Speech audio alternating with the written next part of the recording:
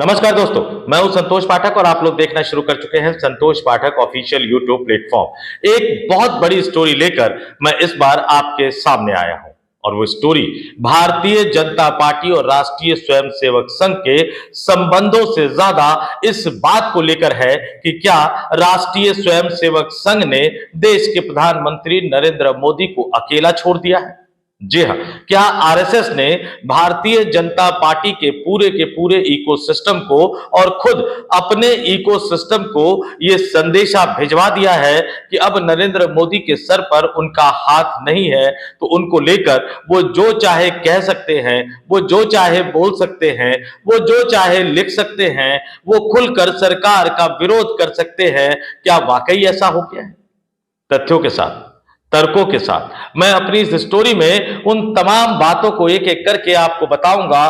थोड़ी सी चौंकाने वाली बातें होंगी, कई बातें ऐसी होंगी जो शायद आप जानते होंगे, कई बातें ऐसी होंगी क्योंकि मैं जानता हूं कि मेरी इस स्टोरी को बीजेपी और संघ के नेता भी देखेंगे तो उनमें से कईयों को पता होगा और कईयों को कुछ बातें नहीं पता होगी। तो ये बड़ी स्टोरी लेकर मैं आपके सामने आया हूं। मोहन भागवत और राष्ट्रीय स्वयंसेवक संघ ने देश के प्रधानमंत्री नरेंद्र मोदी को अकेला छोड़ दिया है, यानी बीजेपी को संदेशा अब नेतृत्व बदल लीजिए, चेहरा बदल लीजिए। अब हमें नए नेता की जरूरत है जो हमें 2029 में सत्ता एक बार फिर से दिलवा सके। अब आप कहेंगे ये क्या बात है, मोदी लगातार जीत रहे हैं, मोदी ताकतवर नेता है, तो आखिर ऐसा क्या हो गया जो अब आरएसएस को या आरएसएस प्रमुख को यह लग रहा है कि 2029 में नरेंद्र मोदी उनको सत्ता नहीं दिलवा सकते हैं, जो वो अब बदलाव की सोचने लगे हैं, जो उन्होंने अब देश के प्रधानमंत्री नरेंद्र मोदी के सर से अपना हाथ उठा दिया है, ताकतवर प्रधानमंत्री के सर से। तो मैं ताकत के पीछे की कहानी भी बताऊंगा, आरएसएस प्रमुख मोहन भागवत की चिंताओं को भी आपके सामने रखूंगा और अचानक जो कल तक मोदी की जमकर तारीफ किया करते थे सोशल मीडिया पर, जो जमकर तारीफ किया करते थे पूरी की पूरी सरकार की, उनकी जबान कैसे खुलने लगी है। इसमें इन्फ्लुएंसर्स भी शामिल है, इसमें कुछ पुराने वरिष्ठ पत्रकार भी शामिल है और उस विचारधारा से जुड़े समाज के अलग अलग तबकों के लोग भी शामिल है जो सोशल मीडिया पर बीजेपी के लिए, यूं कहूं कि मोदी के लिए माहौल बनाते हुए नजर आते थे। अब वो बीजेपी के लिए एक नकारात्मक माहौल बनाते हुए नजर आ रहे हैं, यानी संदेशा दे दिया गया है कि आरएसएस का साथ चाहिए, आरएसएस का समर्थन चाहिए, तो अब बदलाव करो, नए चेहरे की तलाश करो और उस नए चेहरे को सामने रखकर 2029 के लोकसभा चुनाव की तैयारी करो। आप कहेंगे पार्टी तो बदल दिया, नितिन नवीन तो बना दिया, लेकिन उनको ऐसा नेता चाहिए जो सत्ता को कंटिन्यू रख सके, जो सत्ता, जिस सत्ता पर भारतीय जनता पार्टी विराजमान है उसको कंटिन्यू रख सके। और मोहन भागवत इस तरह का संदेशा लगातार दे रहे हैं। अभी गोरखपुर की धरती पर थे वो, गोरखपुर की धरती से उन्होंने कहा कि जाति की चिंता छोड़कर हिंदू समाज के लिए काम करना चाहिए। यहां देश में ऐसे प्रधानमंत्री हैं जो शायद जाति से उठ नहीं पा रहे हैं, वो देश के पहले ऐसे प्रधानमंत्री हैं जो गर्व से संसद के फ्लोर पर, यानी सदन के अंदर और सदन के बाहर भी अपनी जाति बताते हुए नजर आते हैं। इससे कि पहले के प्रधानमंत्री अपने आप को गरीब परिवार का कहा करते थे, किसान का बेटा कहा करते थे, लेकिन पहली बार इस देश को ऐसा प्रधानमंत्री मिला जो अपनी जाति बताता हुआ नजर आ रहा है। और अभी यूजीसी को लेकर जो हंगामा मचा हुआ है, उसके बाद भारतीय जनता पार्टी भी दो खेमों में बटी हुई नजर आ रही है। तो एक तरफ जहां बीजेपी जाति जाति की बात कर रही है, जहां उत्तर प्रदेश के मुख्यमंत्री योगी आदित्यनाथ गोरखपुर से दिल्ली में दम घोटू माहौल की बात कर रहे हैं, बात तो पर्यावरण की कर रहे थे, लेकिन राजनीति में सब कुछ इतना सीधा नहीं होता, कहीं पर निगाहें कहीं पर निशाना। और उसी गोरखपुर की धरती पर जाकर अगर मोहन भागवत ये कह रहे हैं कि अब हमें जाति की चिंता छोड़कर हिंदू समाज के लिए काम करना चाहिए, तो इसका मतलब समझ लीजिए कि संदेशा देना शुरू हो गया है। और अब 2 दिन मोहन भागवत उत्तर प्रदेश की राजधानी लखनऊ की धरती पर रहेंगे। 17-18 फरवरी को लखनऊ रहने का उनका कार्यक्रम है और संघ की भाषा में मैं कहूं तो उसको प्रवास कहा जाता है। तो लखनऊ के इस प्रवास के दौरान भी वो कई सारे संदेशे देने की कोशिश करते हुए नजर आएंगे। लेकिन फिर आपके मन में सवाल उठ रहा होगा कि मोदी तो लगातार चुनाव जीत रहे हैं, फिर मोदी को अचानक इस तरह से हटाने की जरूरत क्यों पड़ रही है, क्यों राष्ट्रीय स्वयंसेवक संघ विकल्प की तलाश कर रहा है। तो इसके लिए आपको संघ के बैकग्राउंड की तरफ जाना पड़ेगा, जिस बैकग्राउंड के बारे में मैं अपनी इस स्टोरी में आपको बताऊंगा। राष्ट्रीय स्वयंसेवक संघ, इनका जो पहला राजनीतिक फ्रंट था वो भारतीय जनसंघ हुआ करता था। जी हां, जिनकी स्थापना श्यामा प्रसाद मुखर्जी ने की थी और आपातकाल के बाद जो लोकसभा चुनाव हुआ उसमें भारतीय जनसंघ का विलय जनता पार्टी में कर दिया गया और उसके बाद 1980 में फिर से नई पार्टी यानी भारतीय जनता पार्टी का गठन किया गया। तो हमें संघ के पूरे इतिहास पर जाना पड़ेगा। आजादी से पहले के इतिहास पर नहीं जाऊंगा, आजादी के बाद के इतिहास पर भी अपने को फोकस करता हूं। फिलहाल आजादी से पहले की भी कई कहानियां हैं, लेकिन फिलहाल आजादी के बाद के इतिहास पर भी फोकस करता हूं। भारतीय जनसंघ और भारतीय जनता पार्टी के इतिहास की बात करूं तो 4 नेता बीजेपी में महत्वपूर्ण नेता मेरे हिसाब से हुए। श्यामा प्रसाद मुखर्जी का अपना एक अलग कद था, लेकिन बहुत ज्यादा समय उनको नहीं मिल पाया, इसलिए फिलहाल उनको अलग रखते हैं। बलराज मधोक, लाल कृष्ण आडवाणी, अटल बिहारी वाजपेयी और नरेंद्र मोदी। और आप समझ लीजिए कि राष्ट्रीय स्वयंसेवक संघ कैसे काम करता है। बलराज मधोक, श्यामा प्रसाद मुखर्जी की टीम से उनकी शुरुआत हुई। उन्होंने आरएसएस के छात्र विंग यानी अखिल भारतीय विद्यार्थी परिषद की स्थापना की। बल्कि भारतीय जनसंघ को सबसे ज्यादा या सबसे बंपर जीत दिलवाने वाले बलराज मधोक थे। 1966 में वो भारतीय जनसंघ के अध्यक्ष बने और 1967 के लोकसभा चुनाव में पहली बार भारतीय जनसंघ वोट प्रतिशत के आधार पर देश की लोकसभा में कांग्रेस के बाद दूसरे नंबर की पार्टी बनी। यानी कांग्रेस को 40.8% वोट मिले, वहीं जनसंघ को यानी भारतीय जनसंघ को 9.3% वोट मिले और वो दूसरे नंबर की पार्टी थी। हालांकि सीटों के मामले में भी भारतीय जनसंघ को एक बड़ी कामयाबी मिली थी, लेकिन सीटों के मामले में वो तीसरे नंबर पर आ गई थी। यानी भारतीय जनसंघ से ज्यादा स्वतंत्र पार्टी जो थी उनको वोट प्रतिशत तो कम मिला था 8.7, लेकिन सीटें 44 मिली थी। तो बलराज मधोक भारतीय जनसंघ के इतिहास में सबसे पहले कामयाब अध्यक्ष हुआ करते थे, जिन्होंने लोकसभा चुनाव में मत प्रतिशत के आधार पर भारतीय जनसंघ को दूसरे नंबर की पार्टी बनाया था और लोकसभा सांसदों के आधार पर 35 लोकसभा सीटें जीतकर उन्होंने भारतीय जनसंघ को लोकसभा में तीसरे नंबर की पार्टी बनाया था। और दिल्ली में लोकसभा चुनाव हुई 1967 का जिक्र कर रहा हूं, 7 में से 6 सीटें जीतकर एक तरह से कांग्रेस पार्टी का सूपड़ा साफ कर दिया था बलराज मधोक ने। लेकिन जब वही बलराज मधोक किसी काम के नहीं रहे तो अटल बिहारी वाजपेयी और लाल कृष्ण आडवाणी ने उनको पार्टी से बाहर का दरवाजा दिखा दिया और राष्ट्रीय स्वयंसेवक संघ की उस पर मूक सहमति बनी रही। उसके बाद 1980 भारतीय जनता पार्टी का गठन। अटल बिहारी वाजपेयी पहले अध्यक्ष बने, लेकिन धीरे धीरे खासतौर से 1984 के लोकसभा चुनाव के बाद जब ये राष्ट्रीय स्वयंसेवक संघ को ये लगा कि अटल बिहारी वाजपेयी उनको सत्ता की दहलीज पर नहीं पहुंचा सकते क्योंकि वो तो आधे कांग्रेसी हैं, उदारवादी नेता है, तो फिर उनको धीरे से किनारे लगा दिया गया और लाल कृष्ण आडवाणी को आगे किया गया। लाल कृष्ण आडवाणी आगे हुए, राम रथ पर सवार हुए, अटल बिहारी वाजपेयी किनारे होते चले गए, भारतीय जनता पार्टी की मेन स्ट्रीम पॉलिटिक्स से एक तरह से अलग होते चले गए और लाल कृष्ण आडवाणी चेहरा बन गए। वो तो जैन हवाला कांड में अगर उनका नाम ना आया होता, उन्होंने लोकसभा से इस्तीफा देकर बरी होने तक एक तरह से मतलब उस संकट से बाहर आने तक लोकसभा चुनाव नहीं लड़ने का ऐलान न किया होता तो लाल कृष्ण आडवाणी शायद नेता बनते, लेकिन किस्मत को शायद कुछ और ही मंजूर था। और उसके बाद एक बार फिर से राष्ट्रीय स्वयंसेवक संघ को अटल बिहारी वाजपेयी की तरफ जाना पड़ा। वो अल्पमत सरकार का दौर, गठबंधन की सरकारों का दौर, और इस समय एक उदारवादी चेहरे की जरूरत थी तो अटल बिहारी वाजपेयी को आगे किया। यानी आडवाणी जब काम के नहीं रहे तो उन्होंने अटल को फिर नेता बना दिया और अटल बिहारी वाजपेयी के नेतृत्व में केंद्र में पहली बार भारतीय जनता पार्टी की गठबंधन की सरकार बनी। जाहिर सी बात है कि राष्ट्रीय स्वयंसेवक संघ को सत्ता की थोड़ी सी आदत लगी। लेकिन जब चीजें बिगड़ती चली गई, धीरे धीरे अटल बिहारी वाजपेयी के स्वास्थ्य को लेकर कई तरह की बातें होने लगी और 2002 तक, 2002 में एक के बाद आप देखिए कैसे होता रहा। फरवरी मार्च गुजरात के दंगे, अप्रैल में गोवा में भारतीय जनता पार्टी के राष्ट्रीय कार्यकारिणी की बैठक जिसमें अटल बिहारी वाजपेयी चाहकर भी चाहकर भी नरेंद्र मोदी को गुजरात के मुख्यमंत्री पद से नहीं हटा पाए। उसके बाद चीजें बिगड़ती चली गई। टाइम मैगजीन में उसी दौरान एक खबर छपी या छपवाई गई, कई तरह के किस्से कहानियां मशहूर है। उसके बाद अटल बिहारी वाजपेयी प्रधानमंत्री थे, वो अपने ही गृह मंत्री के आवास पर पहुंचते हैं और कहा जाता है कि सिंधी कढ़ी खाते हैं, और वहीं कुछ बातें होती है जिसके बाद ये तय होता है कि अब ये माना जाता है संघ की तरफ से जो संदेशा दिया गया था वो एक तरह से सुना दिया जाता है कि अब आपको सत्ता को थोड़ा सा बांटना पड़ेगा, भविष्य का नेता तैयार करना पड़ेगा।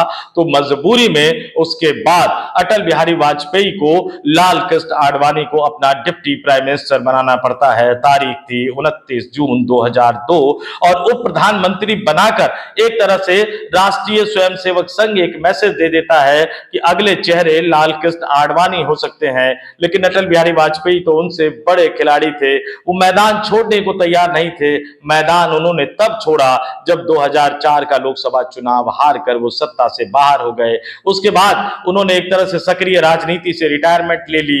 लाल कृष्ण आडवाणी मेन स्ट्रीम में आ गए। उनको डर इस बात का था कि पता नहीं संघ उनकी बात मानेगा या नहीं मानेगा, तो उन्होंने चुनाव से कई वर्ष पहले ही भारतीय जनता पार्टी के संसदीय बोर्ड की बैठक बुलवाकर उस समय के राष्ट्रीय अध्यक्ष राजनाथ सिंह से अपने आप को 2009 के लोकसभा चुनाव का प्रधानमंत्री पद का उम्मीदवार घोषित कर दिया। 2009 का लोकसभा चुनाव हुआ और ध्यान से मेरी बात को सुनिएगा कि जो लाल कृष्ण आडवाणी लगातार गुजरात के गांधीनगर से जीत रहे थे, 1991 जीते, 96 लड़े नहीं, 98 जीते, 99 में उनकी जीत का मार्जिन 1,89,000 से ज्यादा था।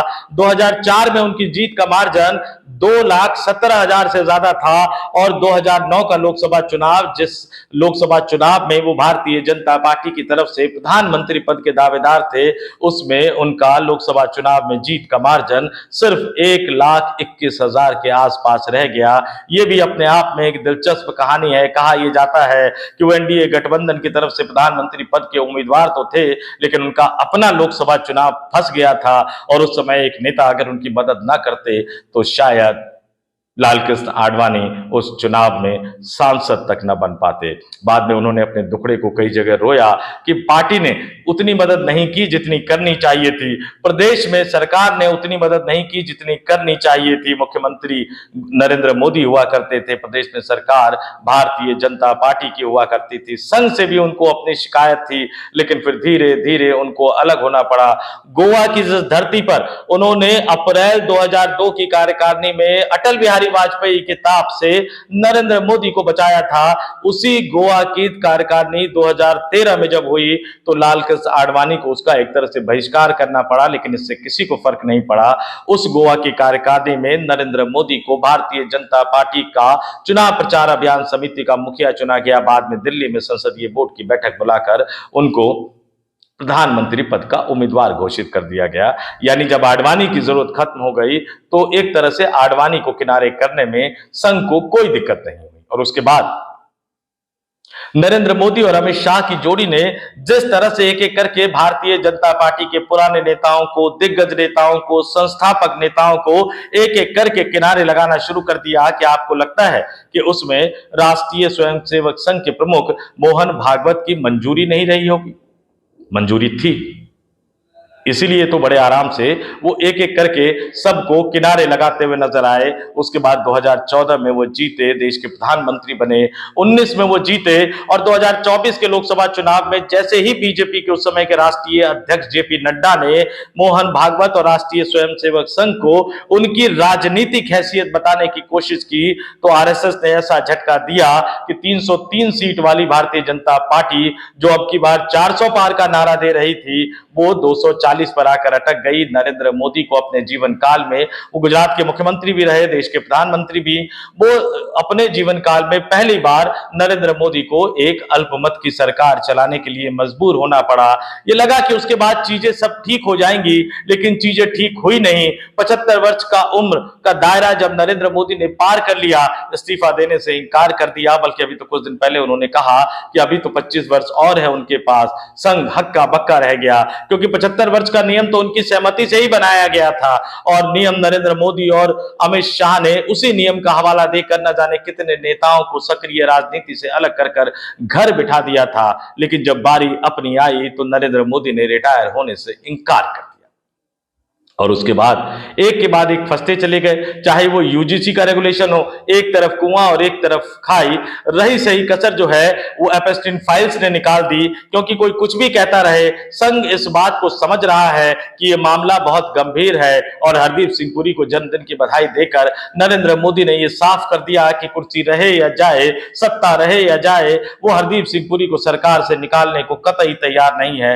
संसद के सत्र में, संसद के बजट सत्र के पहले चरण के दौरान सरकार फंसी हुई नजर आई, अमित शाह गायब नजर आए, मोदी के मंत्री एक के बाद एक उनकी बेइज्जती करवाते हुए नजर आए, लेकिन नरेंद्र मोदी पर इससे कोई फर्क नहीं पड़ा, और ये तमाम चीजें चली रही थी कि उस बीच योगी आदित्यनाथ एक एक करके मोर्चा खोलते हुए संदेशों में दिल्ली दरबार को संदेशा देते हुए नजर आ रहे हैं। तो नरेंद्र मोदी शायद अपने राजनीतिक करियर में पहली बार इतने कमजोर नजर आ रहे हैं, जब एप्स्टीन फाइल के बहाने उन पर व्यक्तिगत आरोप विपक्षी दल लगा रहे हैं। हरदीप पुरी को बचाने की कोशिश, हरदीप पुरी को जो जन्मदिन की बधाई दी, उसका भी एक नेगेटिव इंपैक्ट जो है वो नरेंद्र मोदी की छवि पर पड़ता हुआ नजर आ रहा है। और 56 इंच के सीने की बात राहुल गांधी ने पूर्व आर्मी चीफ की किताब का हवाला देकर इस देश के लोगों को सोचने पर मजबूर कर दिया है। और अमेरिका के साथ जो ट्रेड डील हुई है, संघ का अपना जो फीडबैक का सिस्टम है वो उनको बता रहा है कि मोदी की जो छवि थी ताकतवर नेता की, मजबूत नेता की, वो छवि अब टूट गई है, और इस छवि के सहारे नरेंद्र मोदी उनको 2029 की सत्ता एक बार फिर से नहीं दिला सकते। इस छवि के सहारे 2027 में उत्तर प्रदेश में विधानसभा चुनाव नहीं जीता जा सकता, और उत्तर प्रदेश की सत्ता से विदाई का मतलब है कि उसके 2 साल बाद जब 2029 में लोकसभा का चुनाव होगा तो फिर केंद्र की सत्ता से बीजेपी को बाहर होना पड़ेगा, और ये राष्ट्रीय स्वयंसेवक संघ को मंजबूर नहीं है। इसलिए उनका इकोसिस्टम मैदान में उतर गया है। योगी आदित्यनाथ इशारों में सवाल उठाने लगे हैं, मोहन भागवत भी सीधा सीधा इशारा देने लगे हैं। मोदी और अमित शाह इस इशारे को समझ रहे हैं। संकट की इस घड़ी में अमित शाह एक बार फिर से कई दिनों की चुप्पी के बाद, कई दिनों तक नदारद रहने के बाद वो लगातार राहुल गांधी पर हमला बोल रहे हैं, नरेंद्र मोदी को प्रोटेक्ट करने की कोशिश कर रहे हैं। लेकिन संघ प्रमुख मोहन भागवत के बयानों से और आरएसएस से आ रही खबरों से ये साफ साफ नजर आ रहा है कि संघ अपना मन बना चुका है। आरएसएस अब इस फैसले से हटने को तैयार नहीं है, और मैंने तमाम उदाहरण बता दिए। बलराज मधोक जब काम के नहीं रहे तो निकाल दिया गया, अटल बिहारी वाजपेयी जब काम के नहीं रहे तो किनारे लगा दिया गया, लाल कृष्ण आडवाणी जब काम के नहीं रहे तो उनको पूरी तरह से हटा दिया गया। अटल को साध कर सत्ता में आए, जब अटल लगा कि अटल सत्ता नहीं दिला सकते तो उनको किनारे करने की कोशिश की गई, लाल कृष्ण आडवाणी को किनारे कर दिया गया। और अब जो नरेंद्र मोदी पहली बार भारतीय जनता पार्टी के इतिहास में पूर्ण बहुमत की सरकार बनाने वाले नेता रहे हैं, अब जब आरएसएस को यह लग रहा है कि वो भी सत्ता नहीं दिला सकते तो उनकी विदाई की पटकथा भी लिख दी गई है। तो इस झांसे में मत आइएगा। जब उनके इकोसिस्टम का कोई व्यक्ति, उनके इकोसिस्टम का कोई चिंतक, उनके इकोसिस्टम का कोई बड़ा पत्रकार सरकार की आलोचना करते हुए नजर आए तो समझ लीजिएगा कि इशारा कहां से आ रहा है और संदेशा किसको पहुंचाया जा रहा है। अगर वो संदेशा स्वीकार कर लेते हैं, मान लेते हैं तो सब कुछ शांति से हो जाएगा, और अगर वो संदेशा स्वीकार नहीं करते हैं, वो संदेशा नहीं मानते हैं, तो फिर उठापटक का एक नया दौर शुरू होगा, और इसकी परिणति 2004 के दोहराव में भी हो सकती है, क्योंकि 2004 में बीजेपी को हार कर सत्ता से बाहर होना पड़ा था। तो इंतजार कीजिए, आने वाले कुछ महीने बहुत ही ज्यादा दिलचस्प रहने वाले हैं। अपने तमाम दर्शकों से मैं कहूंगा कमेंट करके जरूर बताइएगा कि आपका क्या मानना है। मैंने तो सारा इतिहास आपके सामने रख दिया, बलराज मधोक से लेकर नरेंद्र मोदी तक। आपको क्या लगता है कि आरएसएस जो बदलाव चाहता है, क्या वो बदलाव शांति से कर पाने में कामयाब हो पाएगा, या नरेंद्र मोदी और अमित शाह के नेतृत्व में गुजराती लॉबी जो है वो प्रतिरोध करेगी, और प्रतिरोध करेगी तो संघ कभी भी खुलकर मुकाबला नहीं करता, संघ कभी भी खुलकर सामने सामने नहीं आता, लेकिन पर्दे के पीछे से वो ऐसे हालात जरूर पैदा कर देता है कि सत्ता में बैठे हुए व्यक्ति के लिए दिक्कतें खड़ी हो जाएंगी। तो ऐसे हालात पैदा करने का मतलब है कि कई सारी खबरें छन छन कर बाहर आएंगी, कई सारी खबरें निकल कर बाहर आएंगी। उन खबरों का असर क्या होगा, ये भी आने वाला वक्त बताएगा। तो अपने तमाम दर्शकों से कहूंगा, कमेंट करके जरूर बताइएगा आपको ये स्टोरी कैसी लगी। इस स्टोरी में इतना ही। मुझे यानी संतोष पाठक को दीजिए इजाजत। वीडियो पसंद आया हो तो लाइक कर दीजिएगा, कमेंट करके जैसा कि मैंने अपील की अपने विचारों से हमें अवगत जरूर कराइएगा। इस वीडियो को 2-4 लोगों तक फॉरवर्ड भी कर दीजिएगा। और अगर आप नए दर्शक के तौर पर जुड़े हैं तो हमारे यूट्यूब मंच को सब्सक्राइब भी कर लीजिए। और नए पुराने दोनों दर्शकों से आग्रह करूंगा कि अगर संतोष पाठक ऑफिशियल यूट्यूब प्लेटफॉर्म को अगर मेंबर के तौर पर ज्वाइन कर सके तो आगे बढ़िए, मेंबर के तौर पर ज्वाइन कीजिए। बहुत बहुत धन्यवाद, आभार, नमस्कार।